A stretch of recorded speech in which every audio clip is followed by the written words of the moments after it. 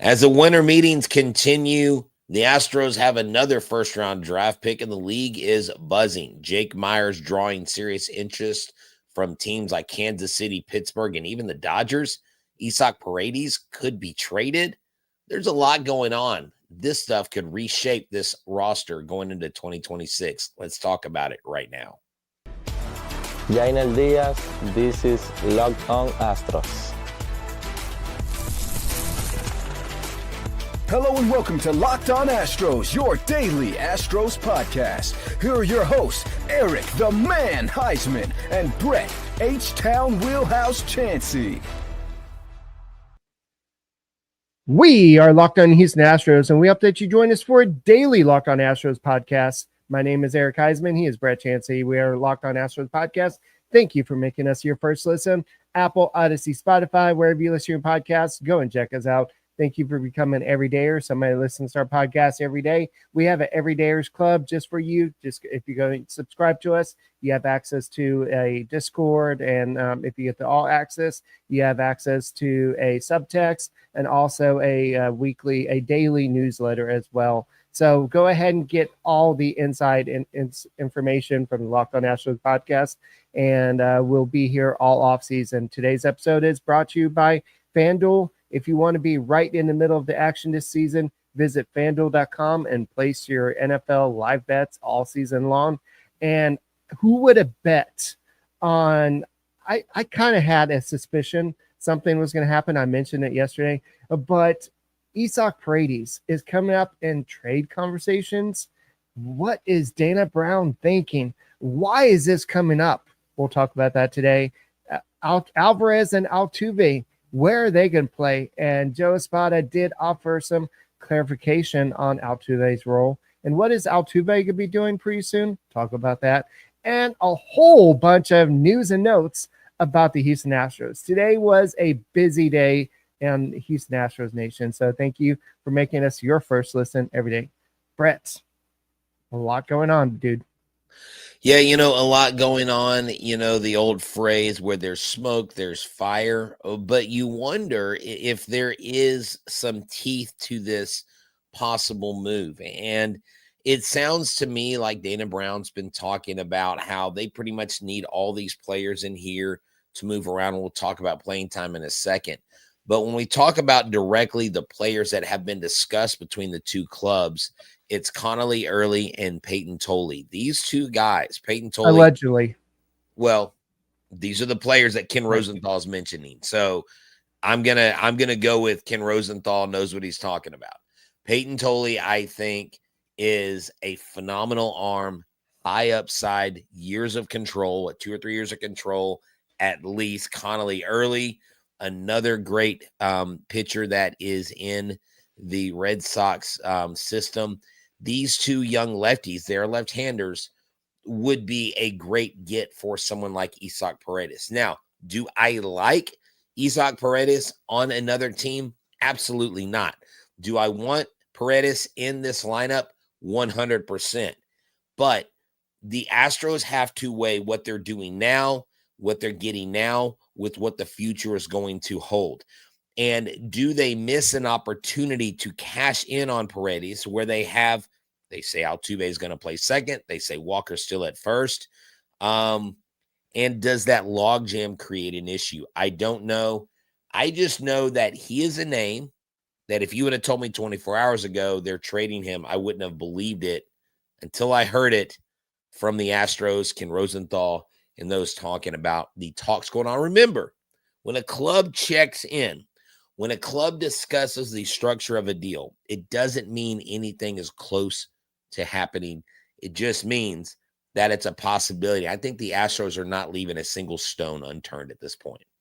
I think what's going on is the Astros are realizing that they do have a logjam on the infield, and they're probably calling teams about Christian Walker, but Christian Walker is making a lot of money, and he's coming off a bad season, and so a lot of teams are probably not going to give you his value, and they're going to want the Astros to pick up a lot of that contract.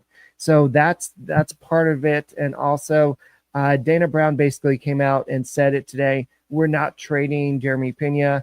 Other teams are not even asking about Jerermy Peña because they know how valuable a shortstop like him is to organization. Obviously, they're not going to be trading Carlos Correa because nobody else is going to take on that contract. And the Astros just brought Carlos Correa back. It'll be a bad look to go ahead and trade him. So if they can't trade Walker, and we'll talk about it a little bit in the second segment, but it sounds like Altuve might be playing a lot more second base. So you have no place for Paredes to play. I mentioned this yesterday when Joe Espada was talking about Alvarez being the primary DH. Something's got to give. Yes, you can have Isak Paredes play a couple of different positions. And I saw somebody in the comments say, well, why don't you just have him learn left field? It's not that easy for somebody to just learn left field and second base and go ahead and relearn how to play first base, all coming off of a hamstring injury and just trying to be the best hitter in the Astros lineup, because that's what he was last year. And I think I see the benefit of trading him while his value is high, coming off a pretty good season before the injury. But at the same time, he is exactly the type of hitter that the Astros want.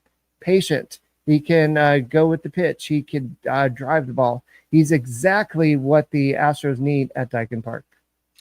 Yeah, exactly. I mean, he's exactly what every team needs. A guy that sits on pitches that are out of the zone, a guy that has an eye to not chase a lot, a guy that doesn't strike out a lot, and a guy, like you said, that makes contact and has power to go out of the ballpark.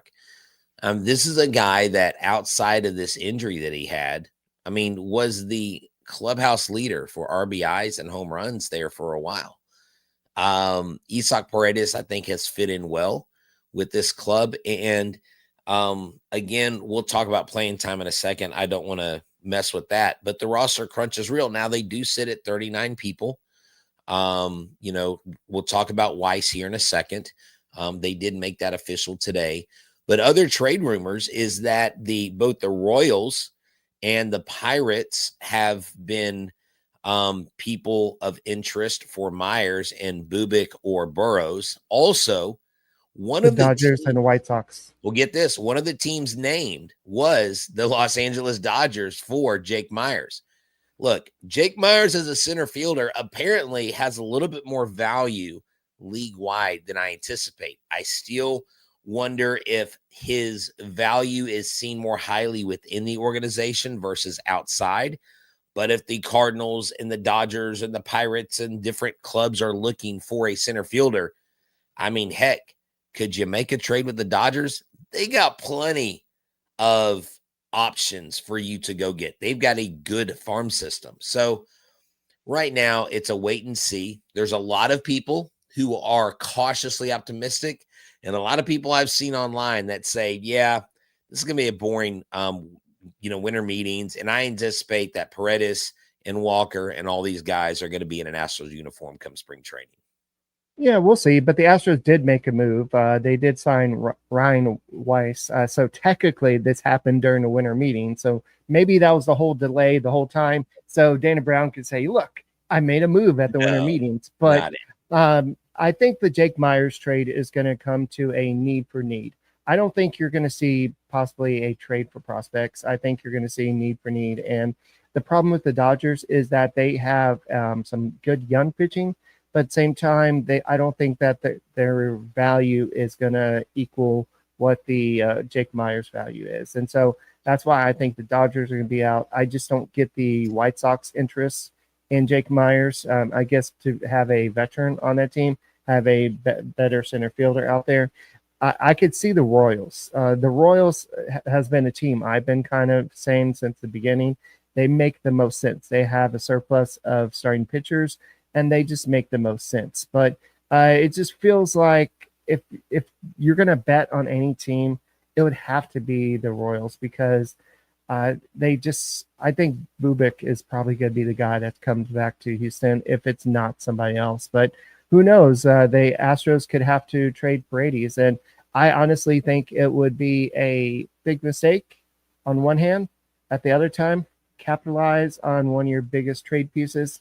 See what you can get. If they say no, then what's the harm? You still have Paredes to anchor your lineup. But we'll have to go and continue this conversation. Thank you for making Locked On Astros podcast your first listen every day. That's right. This episode is brought to you by FanDuel. Live on Sunday, it moves fast. One big play, suddenly everything feels different. That's what makes live betting with FanDuel so exciting. You're not just watching the game, you're reacting to it in real time with FanDuel. You can place bets, and as the action unfolds, every drive, every momentum swing, every highlight moment, every sack by the Texans defense, every interception, and every touchdown by CJ Stroud. Live betting is the best when the game starts to shift. A receiver gets hot, defense tightens up. FanDuel lets you jump into the moment. Live spreads and money lines adjust instantly. Player props update as guys heat up.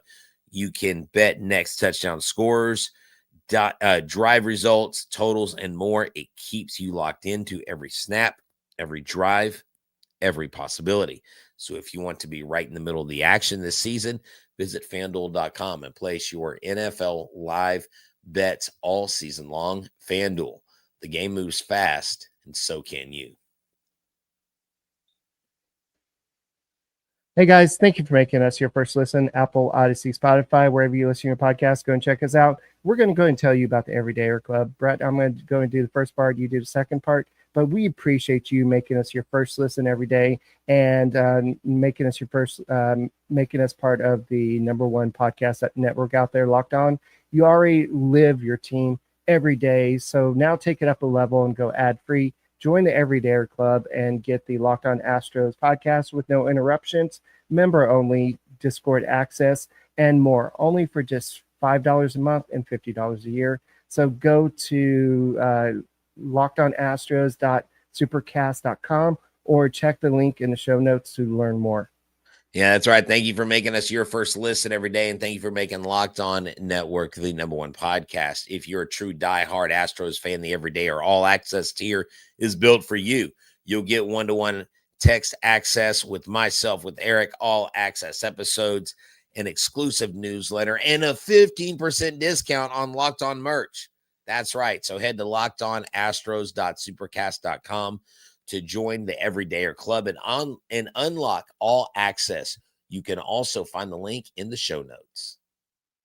All right, guys. So right now we're going to go ahead and talk a little bit about the roster crunch. And I know today Joe Espada basically the day after basically saying that Alvarez is be the DH all season long for the most part. I'm sure he'll play some left field, but to save his knees, to make sure he's healthy, he's going to go ahead and play the primary DH. So that takes out, I know Dana Brown earlier in the offseason said, well, we can go ahead and keep Paredes and Walker and have one of them play DH. Well, if you have Alvarez basically hogging the DH position, then you can have Paredes over there.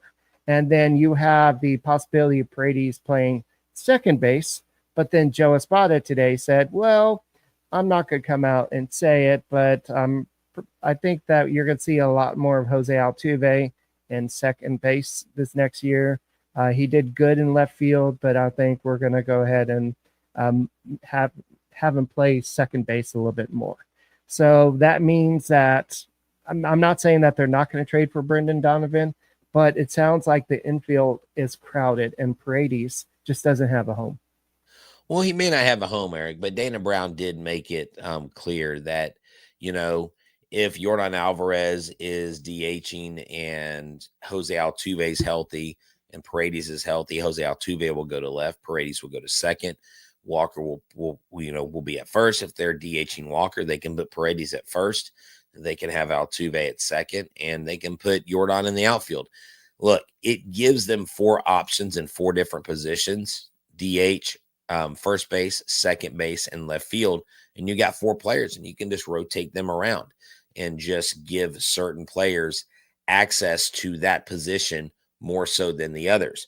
Now, the problem with Paredes playing second is defensive analytics shows that he has not ever really adjusted well or made a solid move to second base. So that is a less than desirable place for him. The Paredes trade talk makes sense if you get the 2 young controllable pitchers. If they do pan out, it does help get rid of this kind of middle infield or left field conundrum. At the same time, what are you giving away in Isak Paredes that you're getting back? Does Paredes have enough stock in his game and what he does to warrant the Astros keeping him? And look, the last 2 years, Eric, injuries has been the name of the game. So them keeping all these players may not be such a bad idea. Someone even mentions in here, Correa to second. They are not moving Correa to second. Correa is not coming off at third base. He's going to overshoot Christian Walker with that arm. He will be at third base for the remainder of his career. End of story. That is without a doubt going to happen. But Jose Altuve, how many games is he going to play? How healthy is he going to be? And their number one priority right now is with Alvarez, keeping him on the field. Joe Espada said that, keeping him healthy. And that DH spot is where he would go. Every once in a while, play left field. But yeah, I think they can make it work, Eric, but it definitely does make it difficult. But maybe it's a reason to keep Paredes around because it just gives you one more guy you can rely on. But you're paying $20 million to Christian Walker, then an estimated $9.3 million for Paredes. That's $30 million for basically the same position. Let's just say first base. And then one of them is going to be Paredes is going to be a super utility player. And like Jay Roberts said earlier, in case of an injury, that's a very expensive injury card that you're going to play. So I get the idea, and I don't want to trade Paredes. I'd much rather trade Christian Walker than Paredes because I just think that what he offers to the team is something that no other Astro can at this point, unless Alvarez just all of a sudden becomes the same guy he was before. But I'm just afraid that, yes, we're trying to improve the offense, we're trying to improve the pitching, but wasn't it the offense that struggled last year? And if we take out Paredes, that was a big part of our offense. And then you're going to take him out of this lineup and you're not bringing anybody to replace him. Then what else? Yes, Nick Allen is the answer. Thank you, Panda. Thank you for that suggestion. But no, all seriousness, it wasn't okay. We've got people in the chat chiming in. Okay, for those of y'all listening, if you don't know what he's talking about, Superior Panda. He used to be Supreme Panda. Now he's Superior Panda. Wow, he's really taking this personally. Superior Panda is saying, what about Nick Allen? Look, Nick Allen is here as a utility guy, as a fifth or sixth infielder. You're not looking at this guy getting a lot of bats. I'm not worried about Nick Allen creating a conundrum in the infield. He's there for injury purposes, literally. But again, Eric, if you can get these 2 controllable lefties from Boston, that's pretty good because, the Astros have a surplus of back-end guys. No offense to Weiss, no offense to JP France and all these other guys.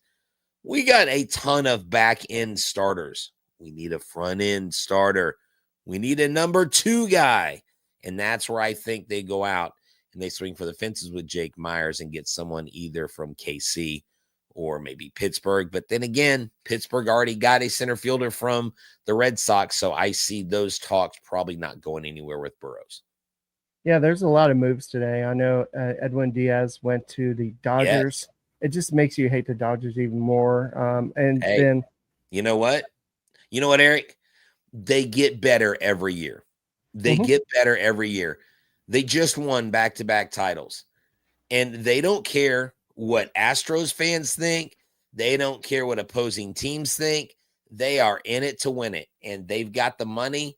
They're spending it. Now, I will say this because someone asked me this here in the side comments. Actually, I'll address it in our third segment. Someone asked me what it means that Jim Crane sold the minor league clubs of the Astros, what that means to us as a club as a whole.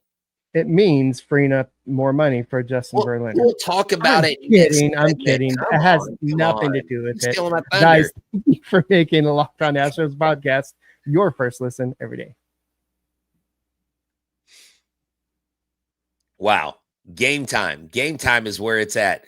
Eric, get out of the screen. Let me talk about Game Time, man. Use the Locked On code, $20 off.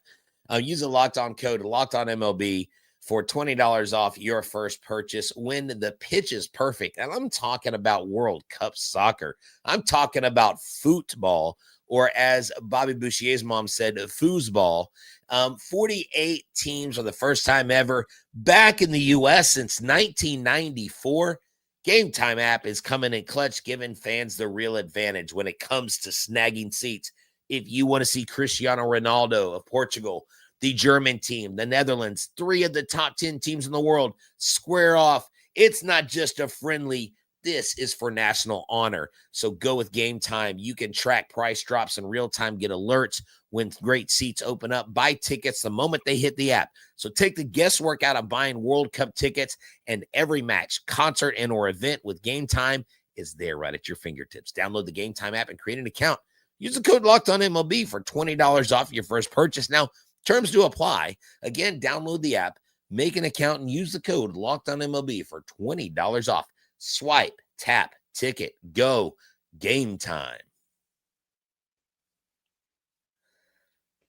Hey guys, thank you for making Locked On Astros podcast your first listen every day. Whether it's on YouTube, go ahead and subscribe to us. Go and make us first listen every day. Thank you for becoming everydayers. Go ahead and join the Everydayers Club. We'll talk about that a little bit more. But I know that there's a lot of news, so we don't want to just focus on Isak Paredes and Jake Myers and the whole logjam at on the infield, because I know that's a big topic. But we have all offseason until Dana Brown does something, because he already made his big winter meetings transaction.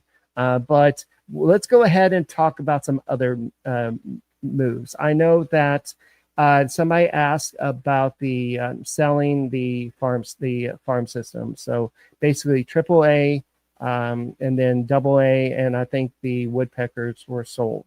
Yes. It was a transaction. I think it was the what organization was bottom? I don't remember the name. I thought you had it. Diamond. I got it. MBH or something. It's the Diamond Baseball family. Now, what this means is they sold them to them, and the Diamond Baseball family will actually manage these teams. They'll keep the same personnel. They'll keep the same GMs. No one's changing hands, but this puts money in Jim Crane's pocket and lets somebody else be in charge of managing these minor league clubs. Now, just because an owner has money in his pocket doesn't mean that it's so liquid that it flows into trades and signing big names. So don't think that one equals the other. It's not necessarily a direct cause and effect. Now, it can have a benefit.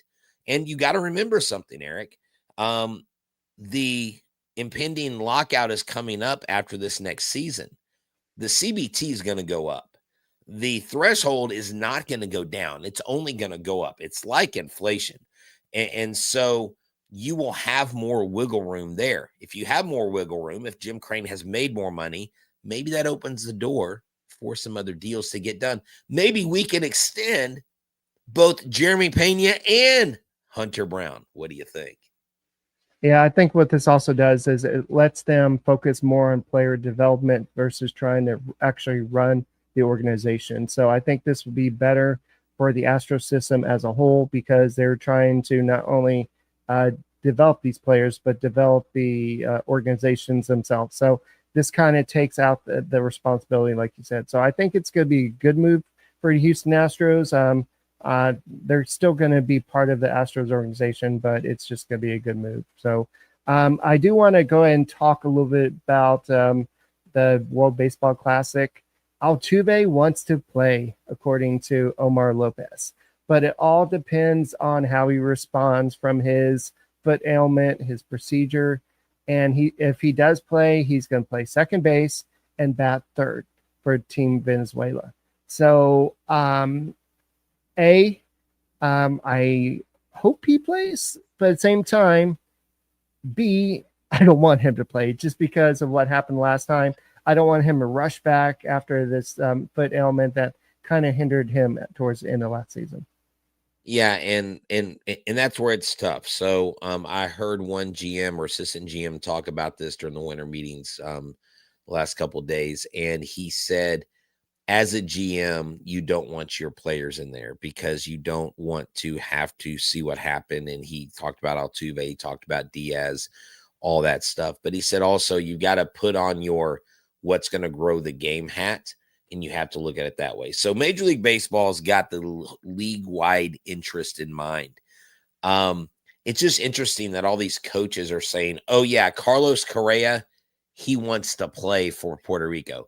Jose Altuve, he wants to play for Venezuela. I'm like, wait, did he really say that? Or are you putting words in his mouth? Now, I'm pretty sure that Omar Lopez, who is a consummate professional, is not just throwing Altuve under the bus and saying something that hasn't been discussed. So I'm not saying that he's being unprofessional about it. For one, I enjoy watching the World Baseball Classic. I got to go to the last one in Miami. I got to see the Dominican Republic play against Israel. That was an amazing game, even though Israel just got absolutely shellacked. It was a fun game. I got to meet a bunch of people from the DR. That was really cool. And, that's a neat aspect of it, getting an international aspect of the game, Eric. But I'm not super thrilled that the Astros will probably have an excess of 14 or 15 guys like last time that will participate. With all the injury history we have, I'm just like, come on, guys. Can we maybe can y'all just be coaches? I think this is kind of like what the kids do with the promposals. This is a World Baseball Classic proposal. So this is what the coaches are doing. No, saying, right. Well, Altuve, if you're healthy, we want you, bro. And Carlos Beltran says, and Carlos Correa, now that you're playing third base, love it, by the way. Hey, can you come play third base for Puerto Rico? So I think that's part of what it is, but it also is just kind of pushing them to kind of make the decision. They probably already had that conversation, but this is just kind of saying, hey, yeah, I think he wants to do it. But it'll be exciting to see baseball early and see all this going on. But the Astros do not have the number 1 overall pick. They will not be picking in the first 6 picks. They have the 17th overall pick in next year's draft, and they were also have the 28th pick that they got from the PPI selection by Hunter Brown, finishing in top 3 Cy Young. And I don't know if you watched Joey Morales' podcast when she interviewed Hunter Brown, but he was perfectly aware of that. And he said that, no, I wanted to make sure my bosses were happy. So I made sure I got at least in the top 3 of the Cy Young vote. He said the other 2 guys were great, so I probably was going to get top 2. But yeah, I wanted to please my bosses. Well, I can say this. With us getting the 17th pick, I don't think Joe Espada should be allowed to sit in that chair next draft. If the Astros don't make the playoffs, they need to send somebody else. He was bad luck. That's why they got the 17th pick. I mean, come on, man. You can't get higher than 17th. It sure looked rigged to me, Eric. And then they I get what you mean now. No, listen. And then to add insult to injury, the freaking Rangers get 16th. Are you kidding me? Come on, man. There's no way. Anyways, but in all seriousness, you get the 17th pick, you get the 28th pick.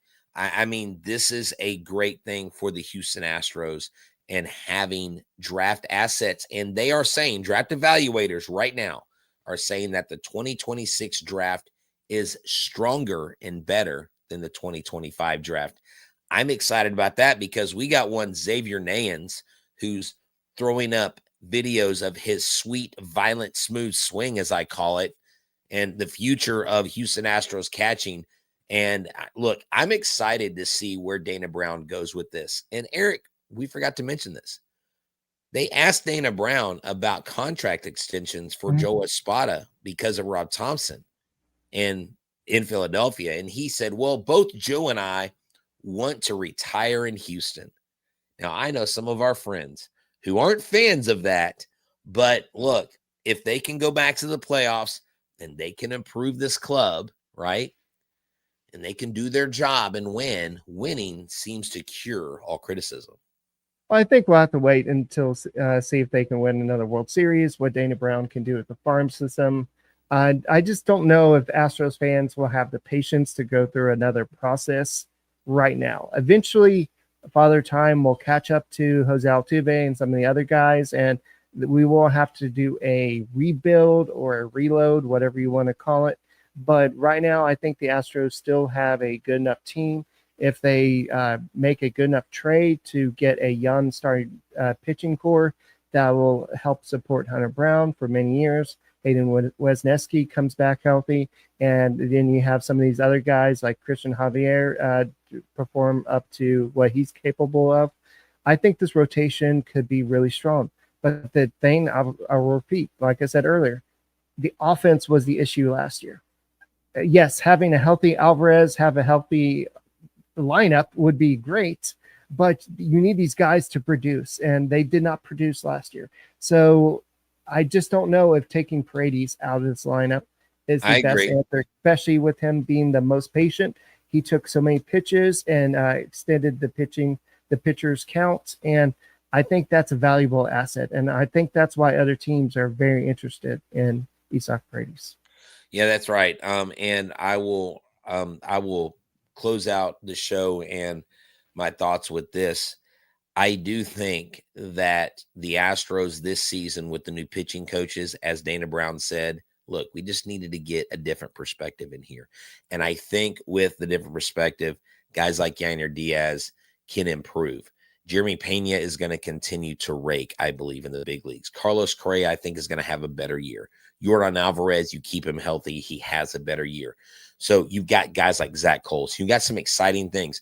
Christian Walker can do nothing but improve. He can't really be any worse than he was at the beginning of the season last year. So with new faces, with new blood, and maybe some new players, maybe that's more incentive to keep Isak Paredes here. And oh, by the way, Yainer Diaz went deep at Lidom today in his winter league ball, and it was an opposite field shot. Actually, no, I think it was poolside power, but it was a really nice home run. Let's hope that swing and miss is decreased going into next year.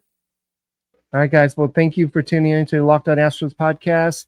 Tomorrow we'll go ahead and talk about whatever happens tomorrow. I don't think anybody would have seen Isak Paredes, but make sure you subscribe and follow the Locked On MLB podcast. Go and follow Locked On Astros so you can get all the latest ones. But let's go ahead and talk about the Spotify Wrapped. Prove it on social media to secure a free month of our brand new Everydayer Club. Just tag our National Locked On Podcast Network account on any social platform, and we'll drop you a code. Because one of the first things to join Everydayers Club to get your favorite show ad-free and exclusive access to the members-only Discord channel. For those on video, we send you the first ever 24/7 National Locked On Podcast Network YouTube channel. On audio, make sure you make your second listen to Locked On MLB podcast. But go ahead and subscribe, and we got the URL at the bottom. And guys, we'll be back tomorrow. And thank you for making us your first listen. Go Stros.